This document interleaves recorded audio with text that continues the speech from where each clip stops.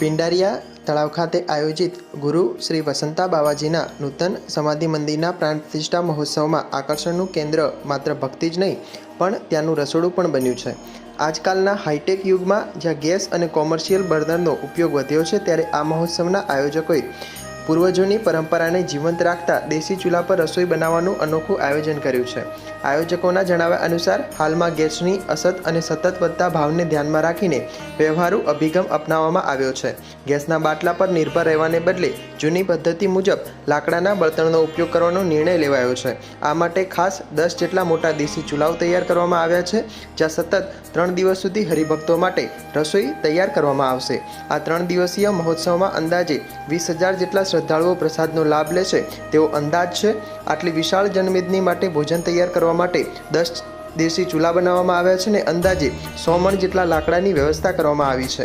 આયોજકો માને છે કે ગેસની સરખામણીએ લાકડાના ચૂલા પર ધીમા તાપે તૈયાર થયેલી રસોઈ વધુ સ્વાદિષ્ટ, સુગંધિત અને શુદ્ધ હોય છે, જેનો આનંદ ભક્તો માણી શકશે। મહોત્સવના રસોડામાં શિસ્તબદ્ધ રીતે કામગીરી ચાલી રહી છે। ચૂલા પર રસોઈ બનાવવા પાછળનો મુખ્ય ઉદ્દેશ ભક્તોને સાત્વિક અને પૌષ્ટિક આહાર પીરસવાનો છે।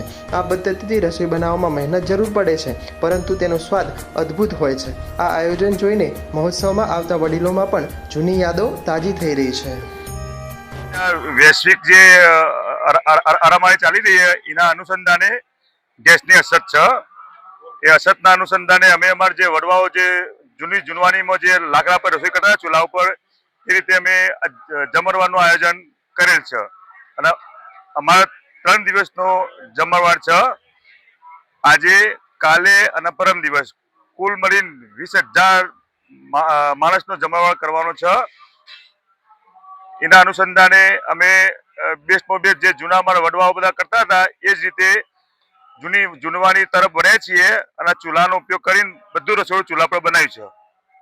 આમ તો જે કોઈ પણ પ્રસંગની અંદર ગેસના બાટલાઓનો ઉપયોગ કરી અને જમવાનું બનાવવામાં આવે છે, તો આ તમે જે આ પહેલ કરી છે કે જે દેશી ચૂલા ઉપર જૂની રીતે બનાવવામાં, તો એ બાબતે શું કહેશો?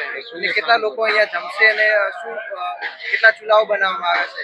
ચૂલાઓ અમે બનાવ્યા લગભગ 10 ચૂલાઓ બનાવવામાં આવ્યા છે અને અમારા વડવા એવું કહેતા કે ચૂલા પરની રસોઈ એટલે બેસ્ટ, ગેસ કરતા બહુ સુંદર રસોઈ બને। એટલે ગેસના અછતના કારણે અમે આ ચૂલા પરનું આયોજન કર્યું છે બધા ભેગા થઈને। બળતણ તો 100 મણ જેવું।